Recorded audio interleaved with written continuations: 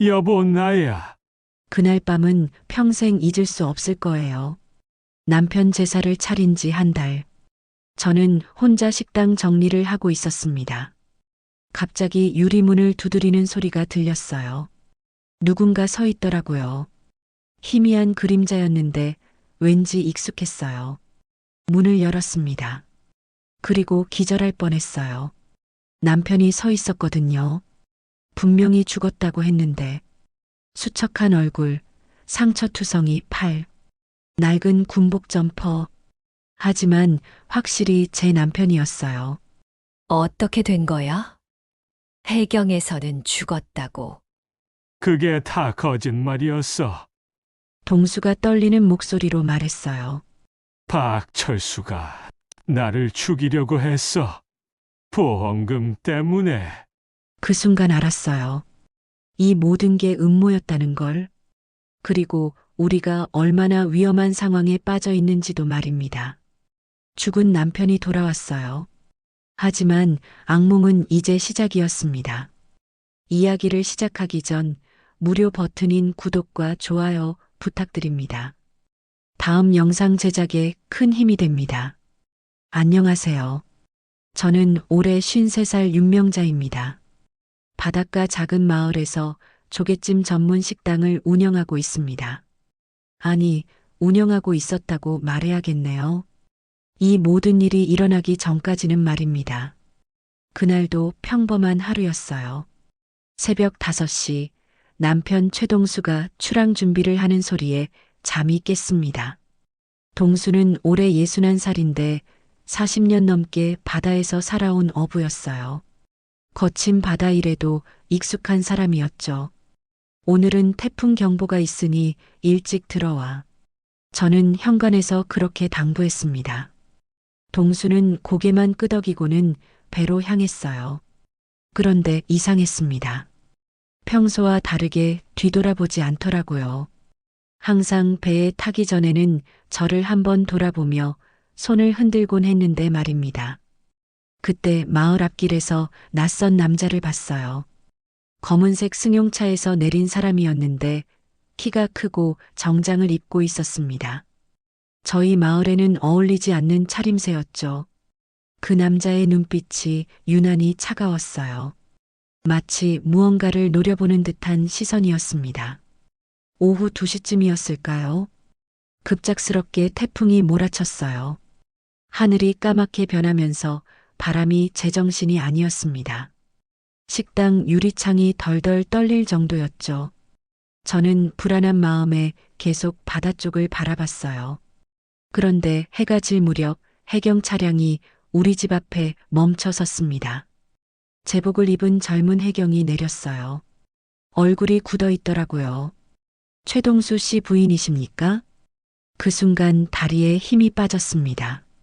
무슨 말을 할지 뻔히 알 수 있었거든요. 남편분이 태풍 중 실종되셨습니다. 배는 발견됐는데 사람은 머리가 하얘졌어요. 귀에서 윙윙거리는 소리가 났습니다. 해경은 계속 말을 했지만 제대로 들리지 않았어요. 시신을 찾기 위해 수색을 계속하겠지만 이 정도 태풍이면 해경의 말이 끝나지 않았습니다. 그럴 필요도 없었고요. 사흘 후 해경에서 다시 연락이 왔어요. 시신을 찾을 수 없다는 거였습니다. 바다가 너무 거칠어서 수색을 중단한다고 했어요. 그리고는 사망 처리를 하겠다는 통보를 받았습니다. 동네 사람들이 몰려왔어요. 김할머니는 제 손을 잡고 울었습니다. 명자야, 그래도 보험금이 나올 거 아냐? 동수가 마지막까지 너 생각해서 보험 많이 들어놨잖아. 맞아요. 동수는 몇 년 전부터 생명보험을 여러 개 들어놨어요. 만에 하나 바다에서 사고가 날까 봐서였죠. 하지만 그런 말을 들으니 더 참담했어요. 마치 제가 남편 보험금을 바라는 사람처럼 느껴졌거든요. 마을 이장 박철수도 왔어요. 아니, 박 의원이라고 불러야겠네요. 동수와 어릴 때부터 친구였고 지금은 군의원을 하고 있거든요. 명자 씨, 장례 준비는 내가 도와줄게. 동수 친구로서 당연한 일이야. 박 의원은 저를 다독여줬어요. 보험 처리도 내가 아는 사람한테 부탁해서 빨리 될 수 있게 해줄게. 고마운 일이었지만 왜인지 마음이 무거웠어요. 남편이 죽었다는 실감도 나지 않는데 벌써 보험금 이야기가 나오니까 기분이 이상했습니다. 그날 밤 저는 남편의 옷장을 열어봤어요. 낡은 작업복들이 그대로 걸려 있었습니다. 바다 냄새가 아직도 배어 있었어요. 그제야 울음이 터져 나왔습니다. 정말 동수가 죽은 걸까요? 시신도 없는데 어떻게 확신할 수 있을까요? 저는 밤새 그런 생각을 했어요. 하지만 해경에서 사망 처리를 했으니까 받아들여야겠죠. 이상한 건 그 낯선 남자였어요. 동수가 출항하던 날 봤던 그 사람 말입니다. 왜 하필 그날 우리 마을에 나타났을까요? 그리고 동수는 왜 평소와 다르게 뒤돌아보지 않았을까요? 뭔가 석연치 않았지만 슬픔에 잠겨 있던 저는 깊이 생각할 여유가 없었어요. 남편의 빈소를 차려놓고 마을 사람들과 함께 울었습니다. 정말 그때까지만 해도 동수가 죽었다고 믿었거든요. 남편 사망 신고를 한 지 일주일도 안 돼서 보험회사에서 연락이 왔어요. 생명보험금 지급 승인이 났다는 거였습니다. 금액을 듣고 깜짝 놀랐어요. 7억 원이었거든요. 이렇게 빨리요? 저는 보험회사 직원에게 물어봤습니다. 네, 사망 원인이 명확하고 필요 서류가 다 갖춰져서요. 보통은 몇 달 걸리는데 이번엔 특별히. 직원도 말끝을 흐렸어요. 특별이라니. 뭐가 특별하다는 걸까요? 저는 의아했지만 별말 하지 않았어요. 어차피 슬픈 일인데 빨리 끝나는 게 나쁘지 않다고 생각했거든요. 박 의원이 보험금 수령 절차까지 도와줬어요. 은행에서 만났는데 직원들이 박 의원을 알아보더라고요. 아, 의원님. 이번 건도 의원님께서 도움 주신 거죠? 은행 지점장이 나와서 인사했어요. 응, 친구 일이니까. 박 의원은 저를 소개했습니다. 명자 씨가 상황이 어려우니까 절차 좀 간소화해줘. 그렇게 해서 보험금이 제 통장에 들어왔어요. 7억 원이라는 큰 돈이었습니다. 평생 만져보지 못할 돈이었죠. 하지만 기쁘지 않았어요. 남편 목숨값이라고 생각하니까 오히려 괴로웠습니다. 그 돈을 보고 있으면 동수가 정말 죽은 것 같아서 더 슬펐어요. 며칠 후 보험회사에서 다른 직원이 찾아왔어요. 젊은 여자 직원이었는데 표정이 어둡더라고요. 혹시 최동수 씨 보험금 처리 과정에서 이상한 점을 못 느끼셨나요? 그 직원이 조심스럽게 물어봤어요. 이상한 점이요? 보통 해상사고 보험금은 심사를 까다롭게 해요. 시신이 없으면 더더욱 그렇고요. 그런데 이번엔 직원이 주위를 둘러보더니 목소리를 낮췄어요. 상부에서 빨리 처리하라고 지시가 내려왔거든요. 그 말을 듣고 소름이 돋았어요. 왜 상부에서 그런 지시를 했을까요? 혹시 박 의원이 개입한 걸까요? 혹시 누가 압력을 넣은 건 아닐까요? 저는 조심스럽게 물어봤어요. 그런 건 말씀드릴 수 없지만 직원이 명함을 건네더라고요. 나중에 궁금한 게 있으시면 연락하세요. 그 후로 계속 찜찜했어요. 뭔가 숨겨진 게 있다는 느낌이 들었거든요. 하지만 혼자서는 어떻게 할 수 없었어요. 박 의원은 자주 안부를 물어봤어요. 그리고는 이상한 제안을 했습니다. 명자 씨, 보험금 일부로 사업 투자 어때? 내가 좋은 건 알아봐 줄게. 사업 투자요? 응, 요즘 이 지역 개발 사업이 활발해져. 땅값도 많이 오를 거야. 미리 투자하면 큰 돈 벌 수 있어. 저는 거절했어요. 남편 보험금으로 투자할 생각이 없었거든요. 그런데 박 의원 표정이 순간 굳어지더라고요. 그래, 생각해봐. 급할 건 없으니까. 말은 그렇게 했지만 목소리가 차가웠어요. 그때부터 박이원이 이상하다고 느꼈어요. 어릴 때부터 동수와 친했던 사람인데 뭔가 달라진 것 같았거든요. 너무 적극적으로 도와주는 것도 그렇고 보험금에 대해 너무 자세히 아는 것도 그렇고요. 어느 날 식당에 해경 직원이 왔어요. 동수 수색에 참여했던 사람이었습니다. 사모님, 그때 수색 과정에서 이상한 점이 있었어요. 그가 조용히 말했어요. 이상한 점요? 보통은 가족이 수색 중단을 원치 않거든요. 그런데 박의원이라는 분이 와서 그만하라고 하더라고요. 시신 찾을 가능성이 낮으니까 빨리 사망 처리하는 게 낫다고. 그 말을 듣고 충격을 받았어요. 박 의원이 왜 그런 말을 했을까요? 정말 동수를 위해서였을까요? 아니면 다른 이유가 있었던 걸까요? 의심이 커져갔어요. 보험금 처리도 이상하게 빨랐고 수색도 일찍 중단됐고 박 의원은 계속 투자를 권하고 있었어요. 뭔가 연결고리가 있는 것 같았습니다. 그런데 혼자서는 진실을 알아낼 방법이 없었어요. 동수는 정말 죽은 걸까요? 아니면 살아있는 걸까요? 매일 밤 그런 생각으로 잠 못 이뤘어요. 남편 제사를 차린 지 한 달이 지났어요. 그날도 늦게까지 식당 일을 하고 있었습니다. 단골 손님들이 저를 걱정해서 자주 찾아와 주셨거든요. 밤 10시쯤 마지막 손님을 보내고 문을 닫으려던 순간이었어요. 유리문 너머로 희미한 그림자가 보였습니다. 누군가 서 있더라고요. 처음엔 단골 손님인 줄 알았어요. 그런데 가까이 다가갈수록 심장이 두근거렸습니다. 그 실루엣이 너무 익숙했거든요. 문을 열었어요. 그리고 소스라치게 놀랐습니다.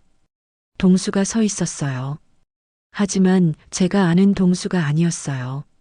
수척하게 마른 얼굴, 희끗희끗한 머리카락, 핏기 없는 입술, 낡은 군복 점퍼를 입고 있었는데 여기저기 찢어진 자국이 있었어요. 여보, 나야. 목소리도 쉰 목소리였어요. 평소 동수 목소리보다 훨씬 거칠었습니다. 저는 그 자리에서 기절했어요. 너무 충격적이어서 의식을 잃은 거예요. 얼마나 지났을까요? 눈을 떠보니 안방에 누워 있었어요. 그리고 침대 옆 의자에 동수가 앉아 있었습니다. 정말 동수였어요.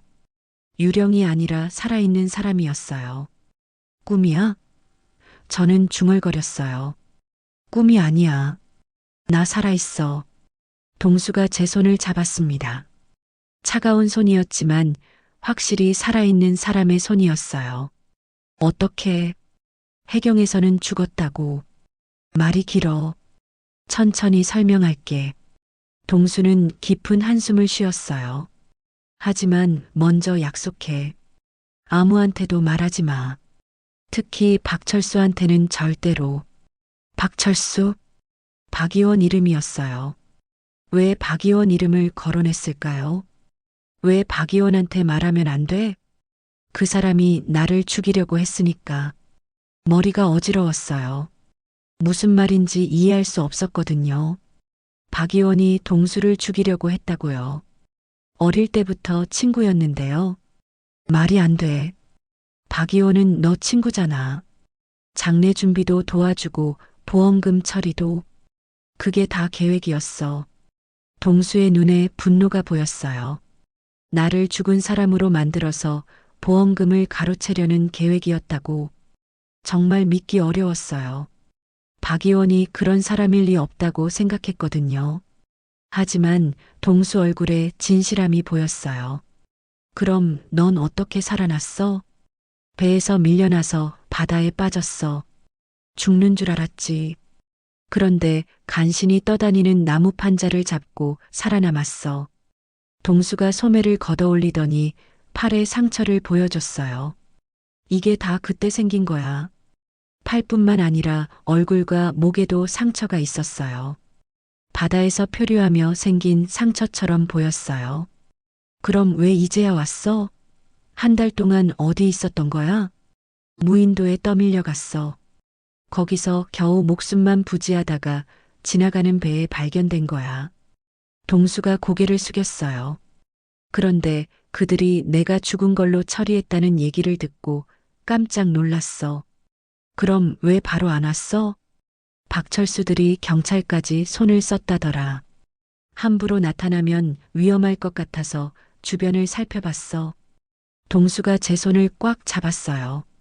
여보, 우리가 위험해. 내가 살아있다는 걸 들키면 안 돼. 너무 복잡했어요. 기쁨과 두려움이 동시에 밀려왔습니다. 남편이 살아있다는 기쁨, 그리고 우리가 위험하다는 두려움이요. 보험금은 어떻게 하지? 그건 나중에 생각하자. 일단 내가 살아있다는 걸 비밀로 해야 해. 동수가 간절하게 말했어요. 그날 밤 저는 잠을 못 잤어요. 옆에서 자는 남편을 계속 바라봤습니다. 정말 살아있는 게 맞나 싶어서요. 가끔 숨소리를 확인해 봤어요. 다시는 잃고 싶지 않았거든요. 다음 날 아침, 동수는 더 자세한 이야기를 들려줬어요. 듣고 나니 정말 끔찍했습니다. 그날 출항하기 전에 박철수가 왔었어. 급한 일이 있다면서 나를 따로 불렀지. 동수가 커피를 마시며 말했어요. 항구 끝쪽 창고에서 만나자고 하더라. 무슨 일로? 조합 관련 일이라고 했어. 그런데 가보니까 박철수만 있는 게 아니야. 조합장 김 회장이랑 보험 설계사 최 과장도 있더라고. 김 회장은 어촌계 조합장이었어요.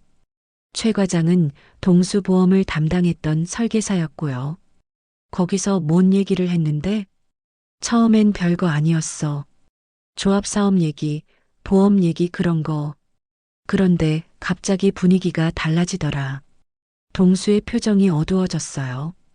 박철수가 나한테 제안을 했어. 무슨 제안? 죽은 척 하라는 거야. 보험금을 받고 나서 나중에 나눠 가지자고. 동수가 주먹을 쥐었어요. 미친 소리라고 했지. 그랬더니 동수가 말을 잇지 못했어요. 너무 화가 나서 그런 것 같았어요. 그랬더니 어떻게 됐어? 협박을 했어. 거절하면 정말로 죽여버리겠다고. 동수가 떨리는 목소리로 말했어요. 그리고는 나를 배에 태워서 바다로 나간 거야. 소름이 돋았어요. 정말 살인 계획이었던 거예요. 태풍이 몰아치는 바다에서 나를 밀어뜨렸어. 그때까지만 해도 정말 죽는 줄 알았지. 동수가 상처난 손을 보여줬어요.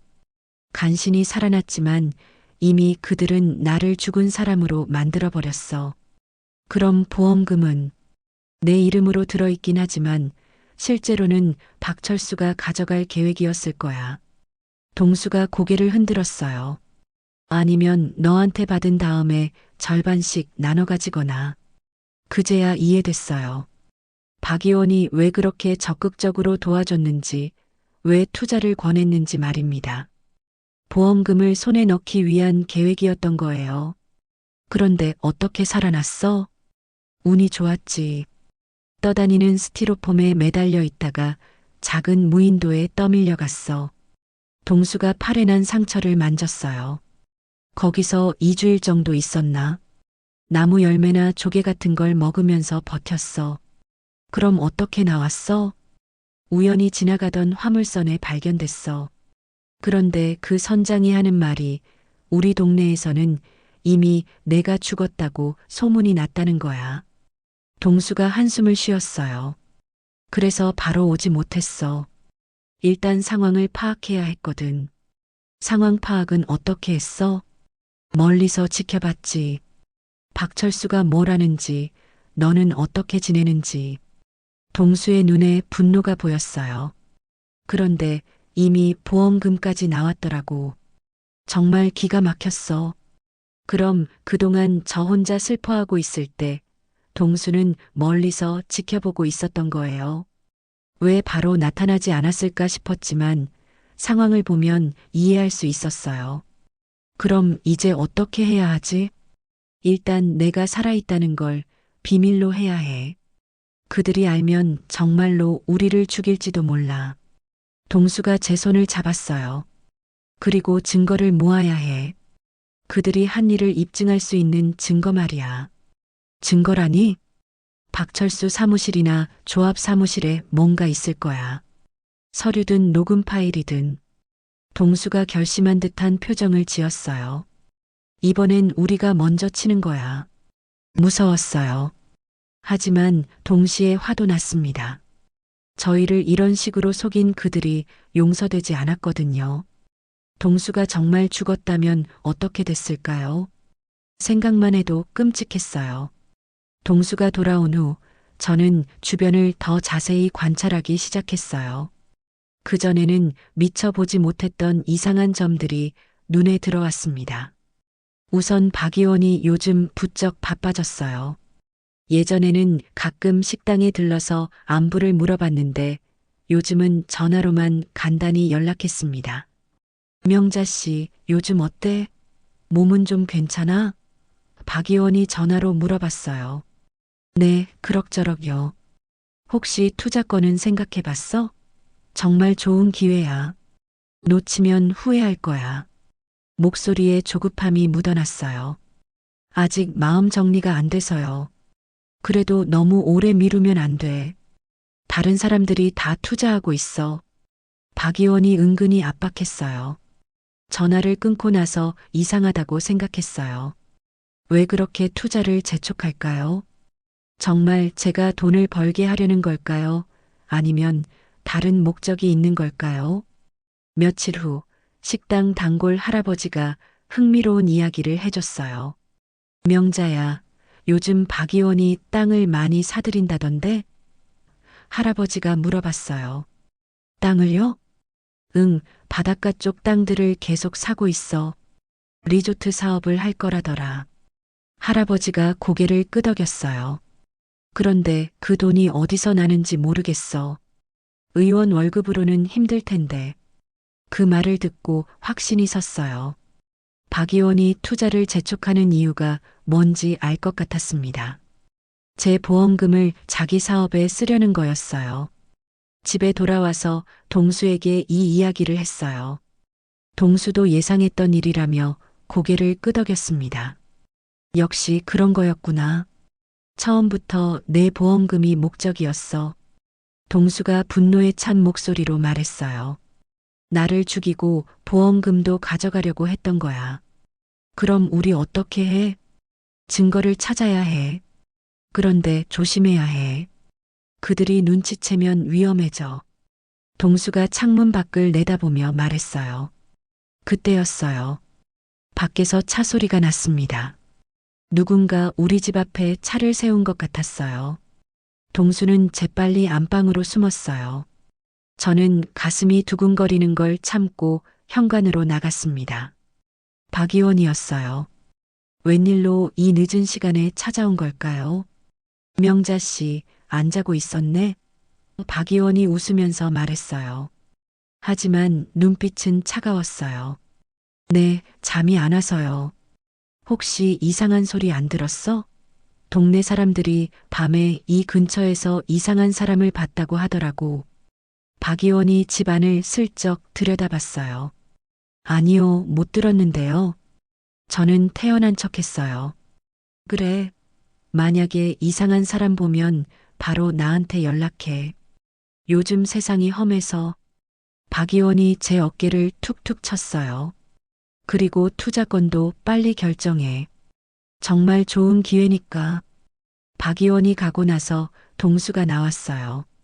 얼굴이 창백했어요. 들었어. 벌써 눈치채기 시작한 것 같아. 동수가 걱정스럽게 말했어요. 그럼 어떻게 하지? 서둘러야 해. 그들이 움직이기 전에 우리가 먼저 증거를 찾아야 해. 동수가 결심한 듯 말했어요. 다음 날 저는 조합 사무실에 들렀어요. 평소처럼 인사차 간 것처럼 행동했습니다. 김 회장이 있었어요. 동수와 공모한 그 사람이었죠.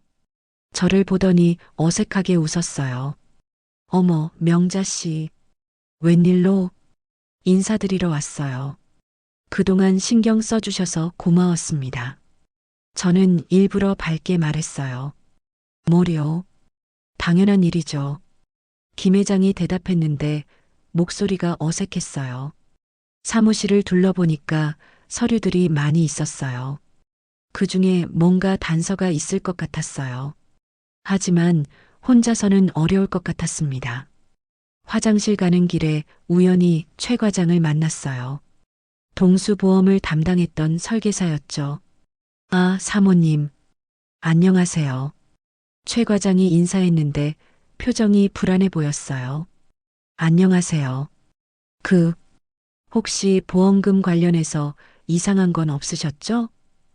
최 과장이 조심스럽게 물어봤어요. 이상한 건요? 아니, 그냥요. 처리 과정이 좀 급하게 진행된 것 같아서 최 과장이 말꼬리를 흐렸어요. 그 순간 느꼈어요. 최 과장도 뭔가 찜찜해하고 있다는 걸 말입니다.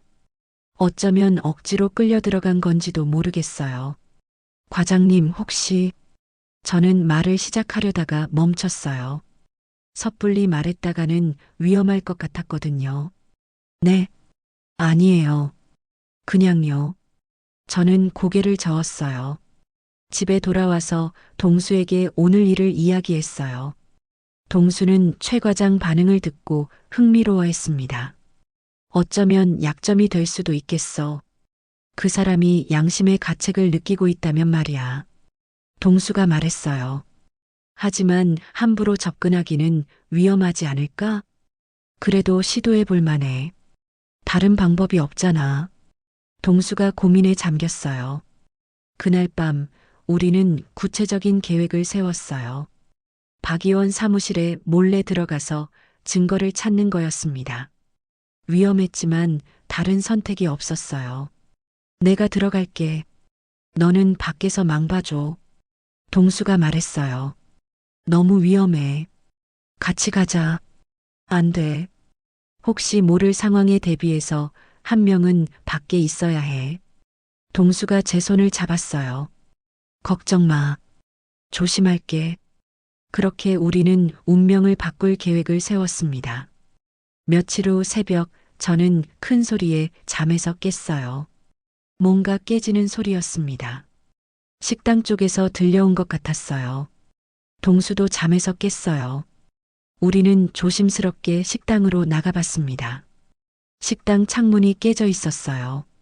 큰 돌덩이가 바닥에 굴러다니고 있었고요. 유리 파편이 사방에 흩어져 있었습니다.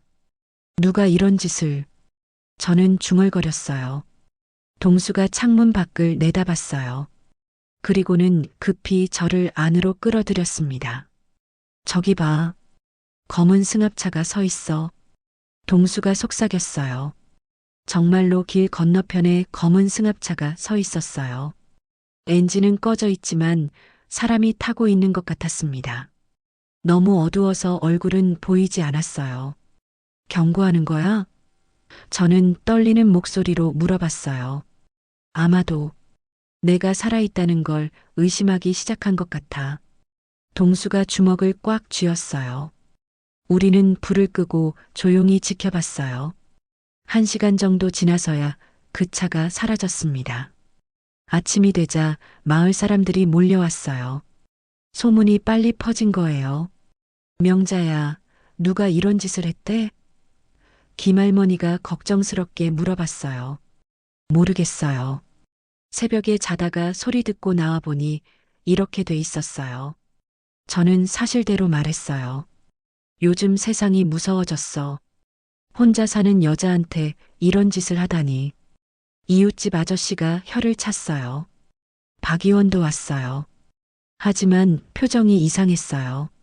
놀란 것 같으면서도 뭔가 예상했던 것 같은 표정이었어요. 명자 씨, 괜찮아? 박 의원이 물어봤어요. 네, 다행히 다치지는 않았어요. 혹시 누가 그런 짓을 했는지 짐작 가는 사람 있어? 박 의원이 제 얼굴을 유심히 봤어요. 전혀 모르겠어요. 그래. 그럼 경찰에 신고해야겠네. 박 의원이 말했지만 별로 진심 같지 않았어요. 사람들이 다 간 후 박 의원이 저를 따로 불렀어요. 명자 씨, 혹시 요즘 이상한 일 없었어? 이상한 사람 본다든지. 박 의원이 날카로운 눈빛으로 물어봤어요. 이상한 사람요? 응, 밤에 이 근처를 배회하는 사람 말이야. 박 의원이 한 발 더 다가왔어요. 혹시 동수 닮은 사람 본 적 없어? 그 말을 듣고 소름이 돋았어요. 정말로 의심하고 있었던 거예요. 동수 닮은 사람이요? 왜 그런 말씀을? 저는 당황한 척 했어요. 아니야, 그냥. 사람들이 그런 소문을 내더라고. 박 의원이 대답했지만 계속 제 반응을 살폈어요. 그런 사람 못 봤어요. 만약 봤다면 놀라서 기절했겠죠. 저는 최대한 자연스럽게 연기했어요. 박 의원이 가고 나서 동수에게 이 이야기를 했어요. 동수는 예상했던 반응이라며 고개를 끄덕였습니다. 이제 더 조심해야 해. 그들이 확신하기 전에 우리가 먼저 움직여야 해. 동수가 결심한 듯 말했어요. 그날 밤 또 이상한 일이 일어났어요. 누군가 집 주변을 돌아다니는 발소리가 들렸거든요. 동수는 숨었고 저는 혼자 있는 척 했어요. 하지만 문을 두드리지는 않았어요. 그냥 주변을 서성이다가 사라졌습니다. 완전히 감시당하고 있다는 느낌이었어요. 이제 기다릴 시간이 없어. 내일 밤 박철수 사무실에 들어가자. 동수가 말했어요. 너무 위험하지 않을까? 위험하지만 해야 해. 이대로 있다가는 정말로 죽을지도 몰라. 동수의 목소리에 절박함이 묻어났어요. 다음 날 우리는 구체적인 계획을 세웠어요. 박 의원이 집에 없을 때 사무실에 몰래 들어가서 증거를 찾는 거였습니다. 서류든 컴퓨터 파일이든 뭔가 있을 거야. 그들이 한 일의 증거가 말이야. 동수가 말했어요. 정말 마지막 기회라는 생각이 들었어요. 성공하면 진실을 밝힐 수 있겠지만 실패하면 정말 위험한 상황에 빠질 것 같았어요. 하지만 다른 선택이 없었어요. 이대로 당하고만 있을 수는 없었거든요.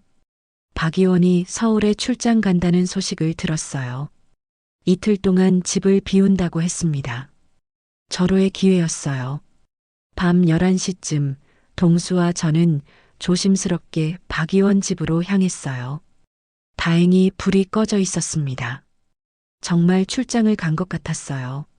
사무실은 뒤편에 있어. 창문으로 들어갈 수 있을 거야. 동수가 속삭였어요. 박 의원 집 뒤편 사무실 창문은 잠겨 있지 않았어요. 조심스럽게 열고 들어갔습니다. 안에는 책상과 컴퓨터, 그리고 서류함이 있었어요. 동수는 컴퓨터를 켰고 저는 서류함을 뒤졌습니다. 패스워드가 걸려 있네. 동수가 중얼거렸어요. 뭘로 해봐? 박철수 생일이나 전화번호로 해볼게. 몇 번 시도하니까 컴퓨터가 켜졌어요. 패스워드는 박 의원 아들 이름이었어요. 컴퓨터 파일들을 뒤지는 동안 저는 서류함에서 놀라운 걸 발견했어요. 여보, 이것 봐. 저는 한 장의 서류를 들고 동수에게 보여줬어요. 그건 보험 수익자 변경 신청서였어요. 제 서명이 되어 있었는데 분명히 제가 쓴 게 아니었어요. 누군가 제 서명을 위조한 거였습니다. 이게 뭐야? 동수가 서류를 자세히 봤어요. 보험금 수익자를 나에서 박철수로 바꾸는 서류야. 저는 믿을 수 없다는 듯 말했어요. 그 말은 곧 동수가 정말 죽었다면 보험금을 제가 받는 게 아니라 박 의원이 받게 된다는 뜻이었어요. 이런 나쁜 놈들. 동수가 이를 갈았어요. 컴퓨터에서도 충격적인 파일을 발견했어요. 최동수 사망보험 처리 계획서라는 제목의 문서였습니다. 파일을 열어보니 정말 끔찍했어요. 동수를 어떻게 죽일 것인지, 보험금을 어떻게 처리할 것인지 상세하게 계획되어 있었어요. 여기 봐. 조합장하고 보험 설계사 서명도 있어. 동수가 화면을 가리켰어요. 정말로 김 회장과 최 과장의 서명이 스캔된 이미지로 첨부되어 있었어요. 완전한 공모였던 거예요. 더 충격적인 건 마지막 부분이었어요. 보험금을 받은 후 토지 매입 계획이 적혀 있었습니다. 바닷가 일대를 사들여서 리조트를 짓겠다는 거였어요. 내 목숨으로 리조트 사업을 하려고 했구나. 동수가 분노에 떨었어요. 저는 휴대폰으로 모든 서류와 컴퓨터 화면을 사진으로 찍었어요. 증거로 쓸 수 있을 거라고 생각했거든요. 그런데 갑자기 밖에서 차 소리가 났어요. 누군가 오고 있었습니다. 빨리 나가자. 동수가 급하게 말했어요. 우리는 서둘러 파일을 USB에 복사했어요. 그리고 창문으로 나가려던 순간 앞문에서 열쇠 돌리는 소리가 들렸어요. 박철수가 돌아온 것 같아. 동수가 창백해졌어요. 우리는 재빨리 창문으로 나갔어요. 하지만 박 의원이 사무실로 오는 발소리가 들렸습니다.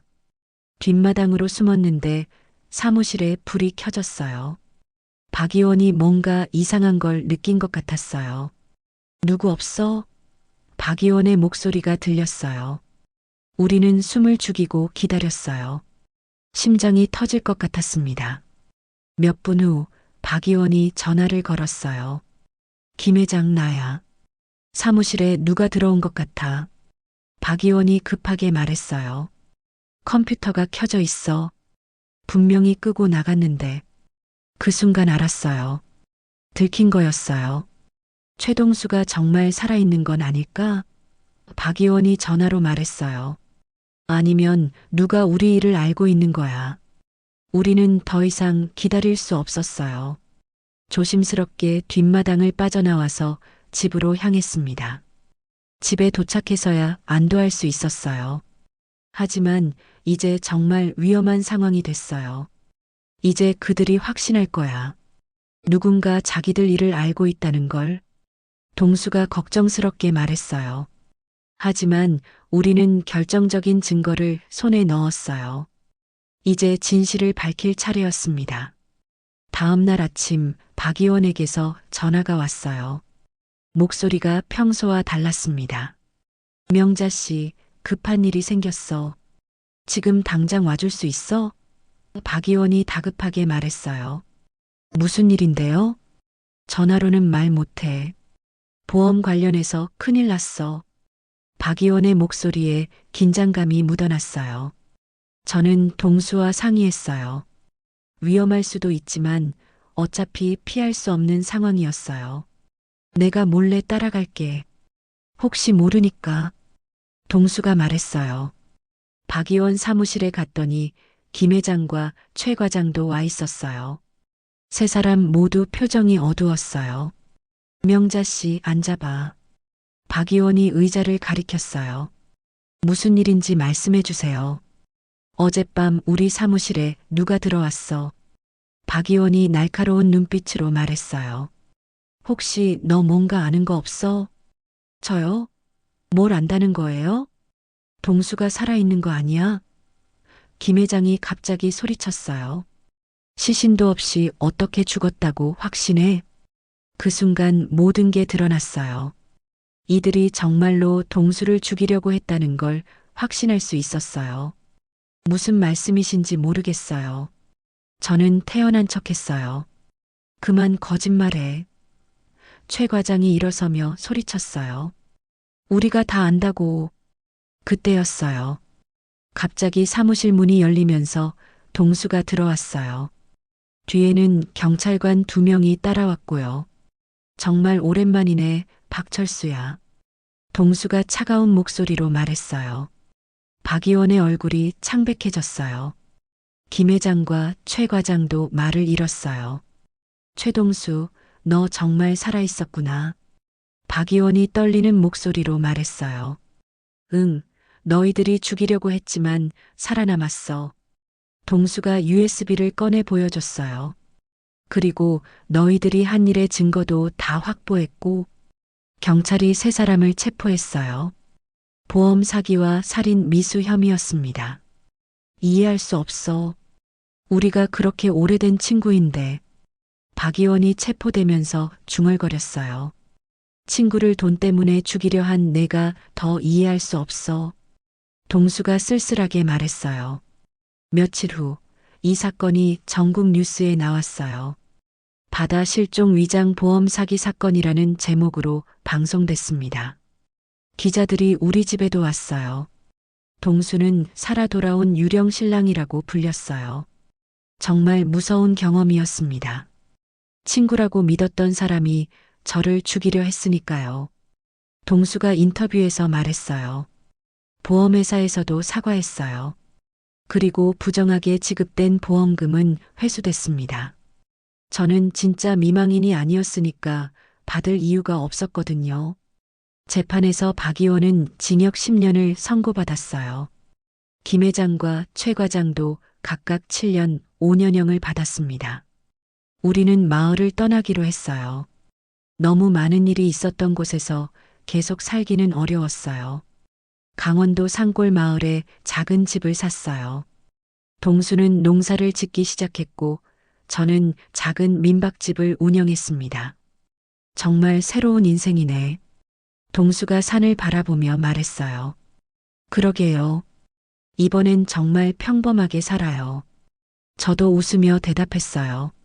하지만 완전히 끝난 건 아니었어요. 어느 날 저녁 낯선 번호로 전화가 걸려왔어요. 당신들이 끝까지 이긴 줄 알아? 변조된 목소리였어요. 누구세요? 박철수에게도 윗사람이 있다는 걸 모르나?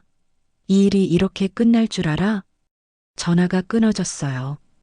동수에게 이 이야기를 하니까 얼굴이 굳어졌어요. 아직 끝나지 않았나 보네. 동수가 중얼거렸어요. 우리는 다시 조심스러워졌어요. 새로운 위협이 다가오고 있었거든요. 하지만 이번엔 달랐어요. 우리는 더 이상 무력한 희생자가 아니었어요. 한번 죽음을 이겨낸 사람들이었으니까요. 이번에도 이겨낼 수 있을 거야. 동수가 제 손을 잡으며 말했어요. 그래요. 우리 함께니까. 저도 고개를 끄덕였어요. 그렇게 우리의 두 번째 인생이 시작됐어요. 여전히 위험이 도사리고 있었지만 우리는 포기하지 않을 거예요. 진실은 결국 승리한다는 걸 배웠으니까요. 여러분, 만약 여러분의 가장 가까운 친구가 돈 때문에 칼끝을 겨눈다면 어떠시겠어요? 오늘 이야기는 단순한 드라마가 아니라 우리 사회 어딘가에서 실제로 벌어질 수도 있는 현실이기도 합니다. 끝까지 진실을 지키는 용기, 그리고 사람을 사람답게 만드는 신뢰가 얼마나 중요한지 꼭 마음에 새겨주셨으면 합니다. 시청해 주셔서 감사합니다.